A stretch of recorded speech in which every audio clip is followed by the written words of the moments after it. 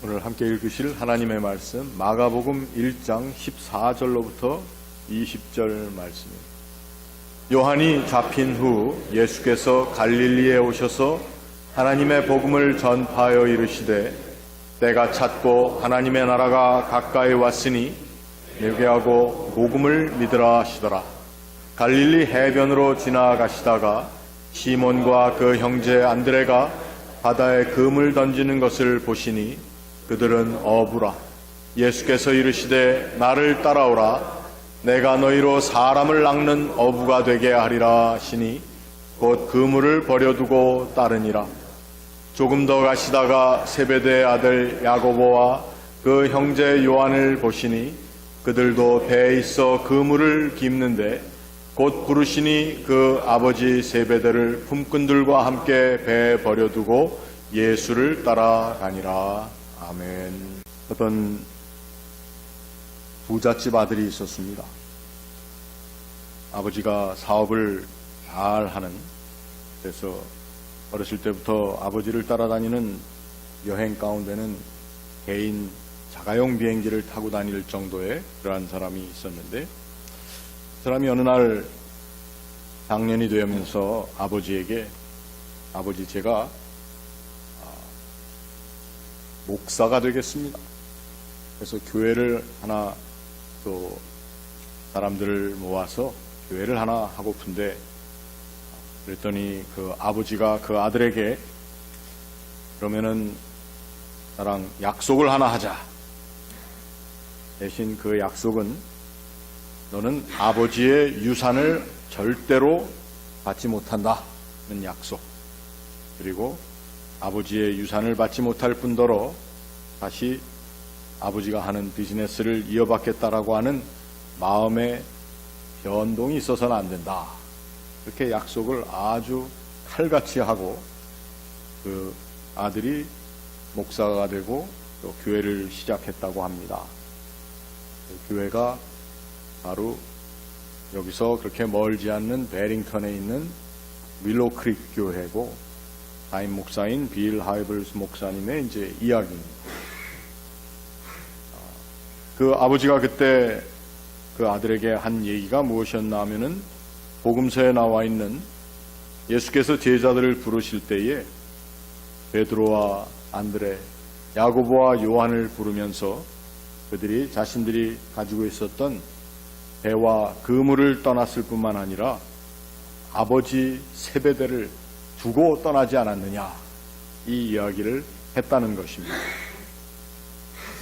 물론 문자적으로 그렇게 이야기를 함으로써 제자의 길을 걷는다고 하는 것이 어떠한 자기의 삶의 자리에서 확실하게 떠나야 되는 떠남이 있어야 된다는 것, 어떻게 보면 중요한 일입니다. 사실 사족으로 말씀을 드리면 빌 하이벨 목사님의 아버지는 그 후에 그 아들이 교회를 잘 개척하고 또 크게 꾸려나갈 수 있도록 사실 가장 훌륭한 부동산 전문가와 그 다음에 통계를 잘 할 수 있는 그러한 홀스터들, 사람들의 경향이 어떠며 동향이 어떻고 이런 것들을 잘 할 수 있는 사람, 그리고 경영에 있어서 훌륭한 철학을 가진 사람, 이렇게 해서 전문가를 한 4사람 붙여줬다고 합니다. 사실 이 내용은 우리 그 하버드 비즈니스 리뷰에 나와 있는 그러한 내용입니다. 어떻게 보면은 완전히 떠난 것은 아니죠. 그러나 떠났다라고 하는 의미에 대해서 우리가 너무 문자적으로 해석을 한다면 예수 그리스도의 제자가 되기 위해서 자신의 생업을 포기해야 되고 자신의 부모 형제를 다 버려야 되고, 그래서 전적으로 주님만을 따르는 온전함이 있어야 된다라고 하는 어떤 전통적인 가르침에 대해서 제가 뭐라고 말씀할 수는 없습니다. 그러나 오늘 우리가 본문을 잘 읽어보면서 이것이 어떤 목사가 되려고 하는 사람들을 향한 부르심의 이야기가 아니라 주님을 따르는 모든 사람들에게 향하신 주님께서 하신 말씀과 또 제자를 부르신 사건에 관한 이야기라면 이것을 문자 그대로 한다면 여러분들은 다 더 좋은 그리스도인이 되기 위해서 자기의 직장을 떠나야 되고 부모 형제를 떠나야 되고 또 아끼던 것들을 다 놔두고 떠나야 되지 않느냐. 이러한 이야기를 또 우리가 이렇게 해석을 할 수도 있습니다. 근데 그렇다면 여러분 그렇게 하시겠습니까? 직장 다 떠나고 가지고 있던 거 다 버리고, 그래서 이러한 것들을 문자적으로 해석한 사람들은 아주 극적인 레디컬한 커뮤니티를 만들어서 거기에서 공동생활을 하고 이러한 일을 아주 의도적인 일을 하는 사람들도 사실은 있습니다. 물론 그들의 삶에 본받을 것도 많이 있지만 자칫 잘못 나가면 그 부르심에 대한 잘못된 이해는 우리들로 하여금 오늘 사람을 낚는 어부가 되게 하는 예수 그리스도의 원래 의도했던 일과는 다르게 나갈 수도 있다고 하는 것입니다. 우리가 그 당시 예수님께서 공생애를 시작하시는 그 상황을 봤을 때 예수께서 나를 따라오라, 내가 너희로 사람을 낚는 어부가 되게 하리라, 이 말의 의미가 도대체 베드로와 안드레, 야고보와 요한에게 어떻게 들렸을까? 여러분 한번 생각해 볼 수 있기를 바랍니다. 예수님에 대해서 이 사람들이 전혀 몰랐던 것은 아닙니다. 예수님께서 세례 받으셨던 그 자리, 많은 사람들이 세례 요한에게 와서 세례를 받고 있었을 뿐만 아니라 그 자리에서 하늘의 선포가 있었습니다. 이는 내 사랑하는 아들이요 내 기뻐하는 자라라고 하는 선포를, 물론 얼마나 많은 사람들이 들었을지는 알 수가 없습니다. 그러나 그 후에 세례 요한의 증거, 다른 복음서에 나와 있는 이야기를 보면은 많은 사람들이 예수께서 바로 그 민족이 기다리던 하나님의 사람, 메시아로 이 땅에 오신 사람이라고 하는 것에 대한 어떻게 보면은 큰 믿음이 생겨나기 시작할 그 때라는 것입니다.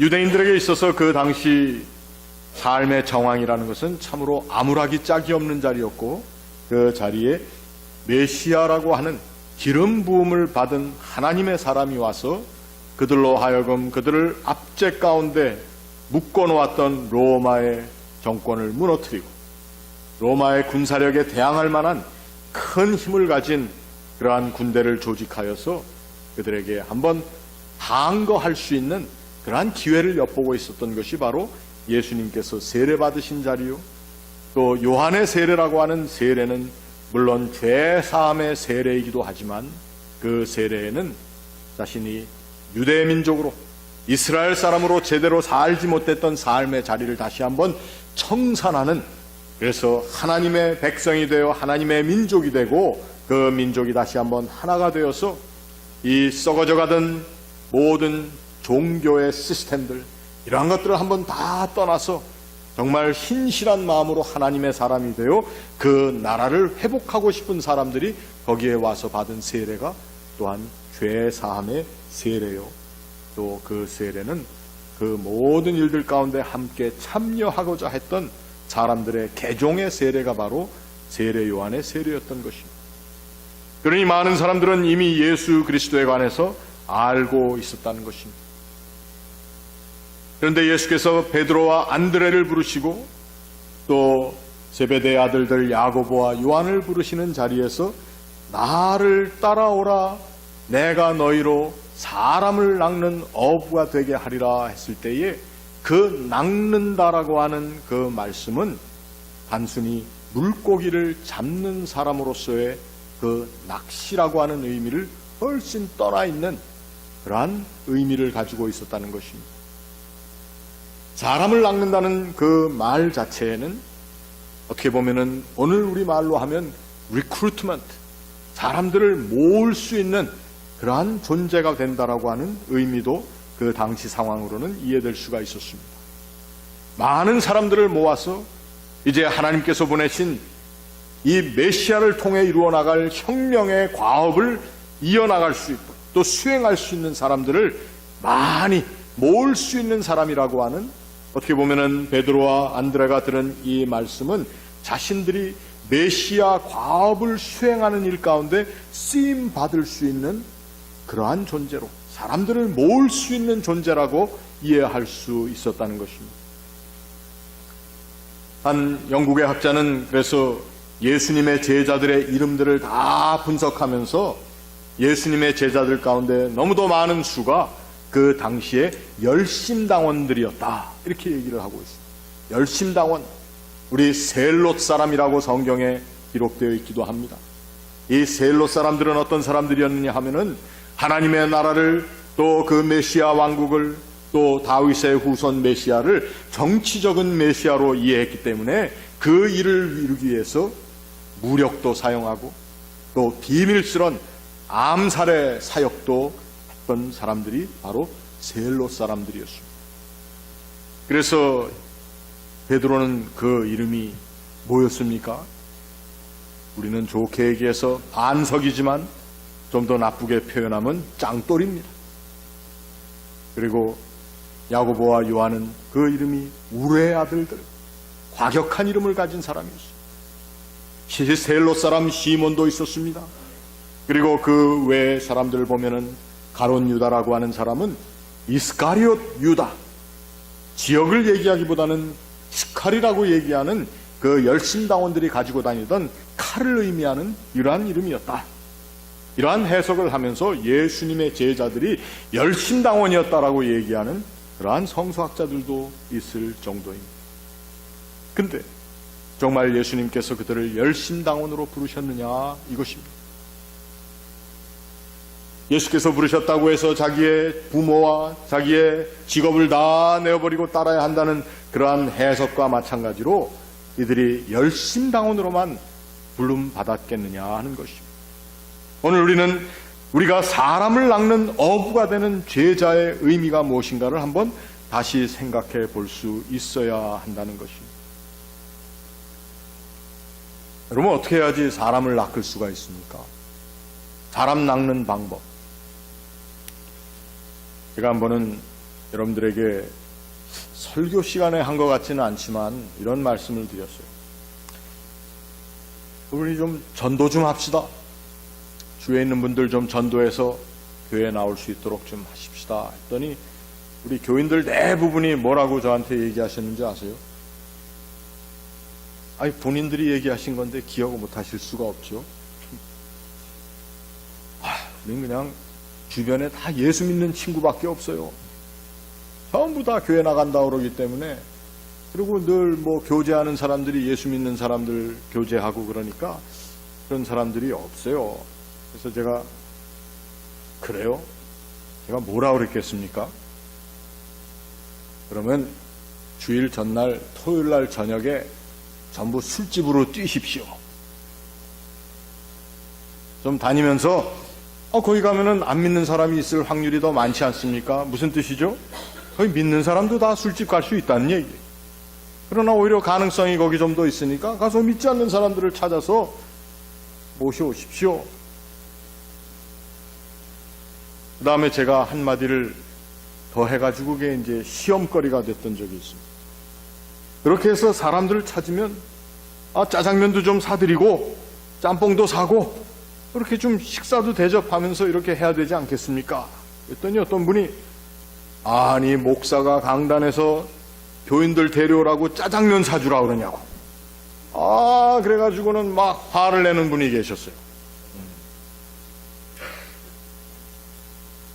그렇게 화내는 분일수록 짜장면 잘 안 사더라고요, 제가.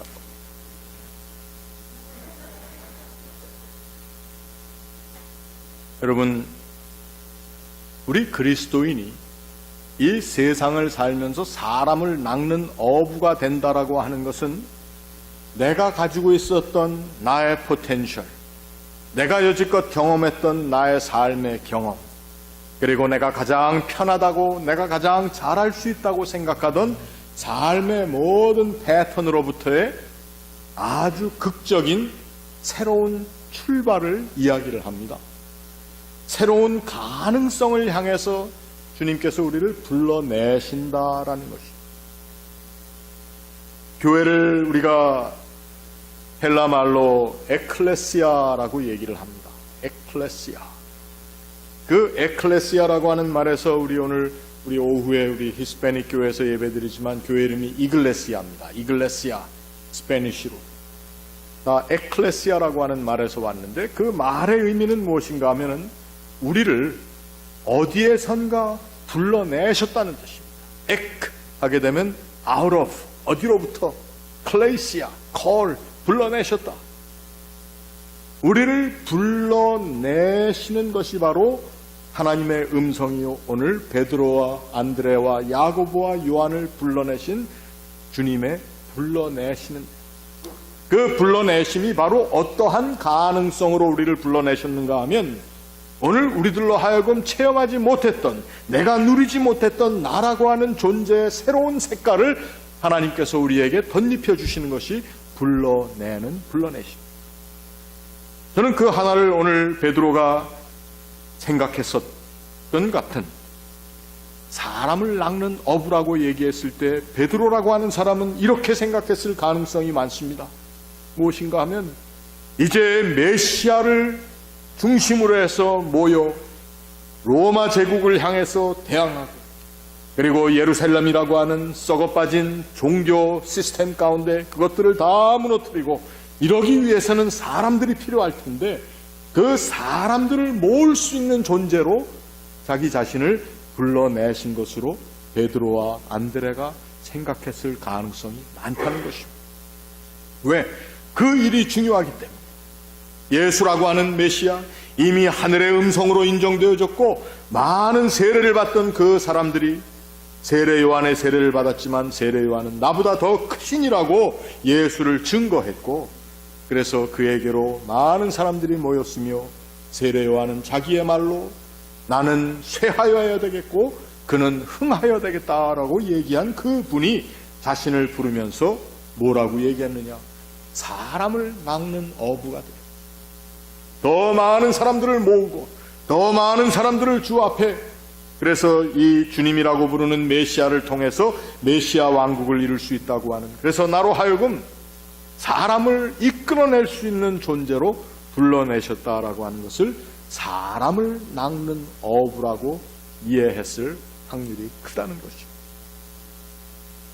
어떻게 보면은 담임 목사가 토요일날 술집을 뛰어가면서 짬뽕과 짜장면을 사주면서 교인들을 모아오십시오 하는 그런 엉터리 같은 얘기를 했을 때에 그것도 역시 그러한 사람을 모으는 정도의 존재로 어떻게 보면은 그 말을 한 저는 크게 실수한 겁니다.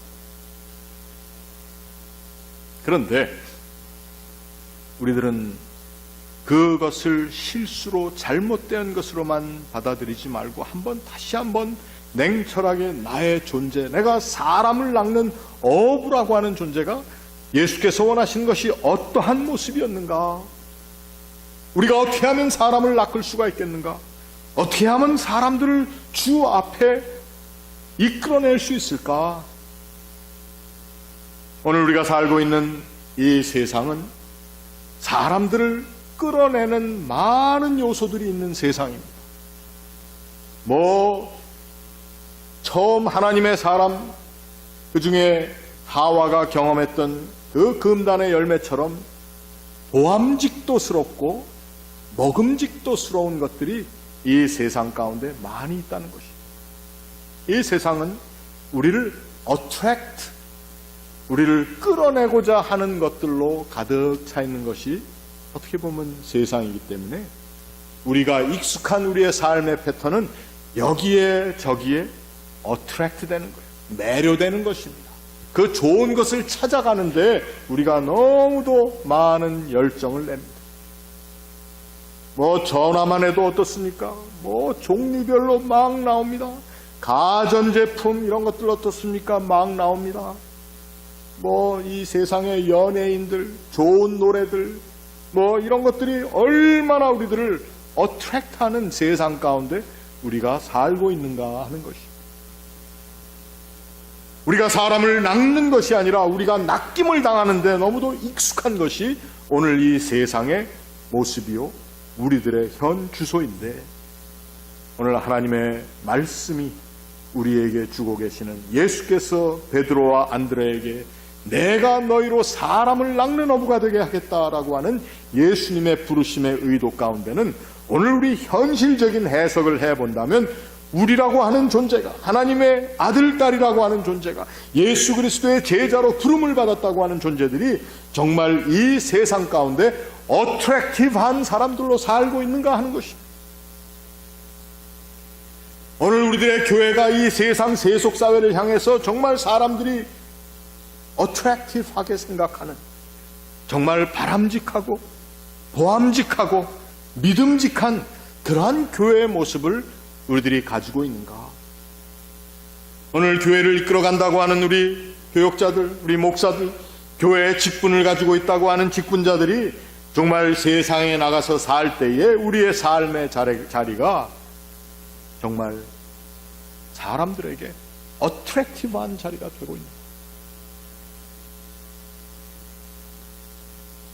뭐 이쁘게 꾸미고 잘 입고 뭘 잘 쓰고 풍성하게 있어야지만 어트랙티브하다고 생각하고 또 그렇게 주장하는 사람들도 많이 있습니다. 그래서 심지어는 예수 믿는 사람들은 다 잘 살아야 된다는 거예요. 다 건강해야 된다는 거죠. 제가 한 번은 꽤 오래전에 독감이 걸렸는데 독감이 얼마나 심했는지 주일 교회를 빠질 정도였어요. 아주 여기 입 전체가 다 헐었어요. 다 헐고 집에서도 그냥 뜨겁게 해놓고 슬리핑백을 그냥 막 감고 그러고 있을 정도가 됐는데, 그때 이제 저랑 동역하던 전도사님 한 분이 저한테 와서 하는 얘기가, 아유 목사님이 이렇게 아프면 되냐고, 사람들 시험 든다 이거예요. 목사님은 아프면 안 된다. 그래서 이 사람아, 아픈 사람한테 여기 할 말이냐고 제가 이제 야단을 쳤어요. 우리들의 사람들의 생각이 바로 그런 것입니다. 우리 그리스도인들의 어트랙션이라고 하는 것 자체가 뭐 잘 되고 건강하고 뭐가 잘 돼서 그냥 만사형통해야지만 그것이 어트랙션이냐 이겁니다. 그것만을 가지고 우리가 사람들을 우리에게로 이끌어낼 수가 있겠는가 하는 것입니다. 우리 그리스도인들이 가지고 있는 어트랙션이 도대체 무엇이야 할까? 오늘 본문을 보니까 우리 그리스도인들에게 오늘 베드로와 안드레와 야고보와 요한이 가지고 있었던 것 중에 하나가 무엇인가 하면은 온전한 결단력이라는 것입니다. 뭐 어렵고 뭐 쉽게 해석할 필요도 없습니다. 결단력이라고 하는 것은 분명한 것입니다. 분명한 삶의 모습이 있어야 돼요. 어중간하게 뭐 어떤 때는 이러한 말도 뭐 들어보고 또 이렇게 가고 저렇게 가고 하는 것이 아니라 그리스도인으로서 내가 가지고 있는 명확한 자기 자신의 노출이 있었다는 것입니다. 하나님의 사람들은 이 세상을 살면서 이러한 면에서의 분명함이 있어야 됩니다. 자기 신앙의 모습도 분명해야 되겠지만 사람과 사람을 대하는 삶의 자리에 있어서 오늘 우리의 교회가 표로 내건 진솔함이 있어야 된다. 저 사람은 아리숭하다. 저도 한동안은 그런 말씀을 들었습니다. 저 한 목사는 크레물린 같아. 그래서 그게 무슨 소린가 했더니 속에 뭐가 있는지 잘 모르겠다. 이러한 것을 좀 나쁘게 표현한 분들이 있었습니다. 저는 그 사를 들으니까 그래, 그것이 나의 모습이 되어서는 안 되는데 하는 이제 반성이 있었어요. 그리스도인들은 우리의 결단이라고 하는 것이 어떤 용기와 또 확고한 믿음으로 무슨 큰 일을 해나가는 것만이 결단이 아니고 우리들이 이 세상 가운데 어트랙티브한 존재, 저 사람은 믿을 만한 사람, 저 사람의 말은 액면 그대로 들을 수 있는 사람, 그리고 저 사람의 모습을 통해서는 내가 교제했을 때 전혀 손해날 것이 없는 사람이다라고 하는 그러한 어트랙션이 우리들에게 있어야 된다는 거죠. 오늘 제자로 부르심을 받은 베드로와 안드레에게 사람을 낚는 어부가 되게 하려겠다는 그 예수 그리스도의 의도하심은 오늘 저와 여러분에게도 똑같이 주님께서 의도하신 마음입니다. 뭐 꼭 우리가 교회에 사람들을 많이 불러서 자리를 채우고자 하는 그 뜻이 아니라 오늘 우리 교회만의 문제가 아니라 이 세상에 있는 교회들이 그리고 그 교회를 섬긴다고 하는 하나님의 종들과 모든 사람들이 정말 사람을 낚을 수 있는 존재로 살고 있는가 하는 것입니다. 나의 직장 생활 가운데 나의 사업체에서 되어지고 있는 비즈니스 딜링 가운데 정말 내가 어트랙티브한 존재입니까? 내가 하나님의 사람으로서 하나님 앞으로 사람을 인도할 수 있는 그러한 존재가 되는가? 오늘 예수께서는 베드로와 안드레에게 그리고 야고보와 요한에게 얘기하신 이 사람을 낚는 어부가 되게 하겠다고 하는 그분의 거룩한 의도하심이 오늘 우리들의 삶에도 다 있다고 하는 것입니다. 이것이 바로 우리가 부름을 받은 제자직의 모습이라고 하는 것입니다. 어떻게 보면은 이것은 또 하나의 새로운 가능성일 수가 있습니다. 왜? 우리가 그렇게 살아오지 못한 경우가 많기 때문에. 아유, 제가 여지껏 이렇게 살아왔는데 뭐 사람이 바뀌겠습니까? 이게 아닙니다. 주님께서 오늘 우리들에게 오셨을 때는 마치 베드로와 안드레와 야고보와 요한에게 오셨던 것처럼 그들을 새로운 가능성으로 이끌어내십니다. 또한 그들이 기대하고 있었던 기대도 다 알고 계시지만 이제 그들을 3년 동안 가르치시고 또 함께 생활하시면서 그들에게 새로운 가능성, 그들이 이해했던 사람을 낚는 어부라고 하는 그 이해를 바꾸어 가시면서 이제는 베드로라고 하는 사람을 낚는 어부, 무엇을 통해서 철저한 자기 희생을 통해서 하나님의 나라를 이루어 나가는 순교자로서의 삶을 살 수 있을 정도로 이끌어 나가시는 주님의 의도가 여기에 있다고 하는 것입니다. 오늘 우리들에게도 우리가 생각하는 것 이상의 주님께서 의도하신 의도가 있습니다.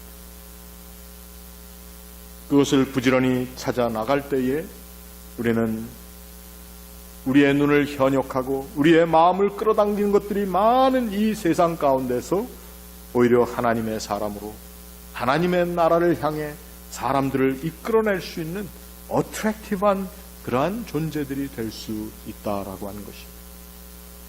오늘 이 세상을 이제 이 문 밖을 나가면 또 힘든 세상을 다 살아야 할 텐데 그 자리에서 여러분들 한 사람 한 사람의 모습이 정말 사람들이 사귀고 싶어하는, 따르고 싶어하는, 교제하고 싶어하는, 그리고 삶을 나누고 싶어하는 그러한 존재들이 될 수 있도록 하나님의 은혜를 구하시기를 바랍니다.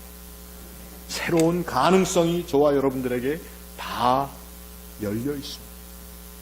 오늘 하나님께서 사람을 낚는 어부가 되게 하시겠다고 하신 베드로와 안드레에게 주신 말씀, 여러분들에게 하나님께서 의도하신 또 하나님의 원하심이 지금 이 시간 우리의 마음 가운데 채워질 수 있기를 주의 이름으로 축원합니다.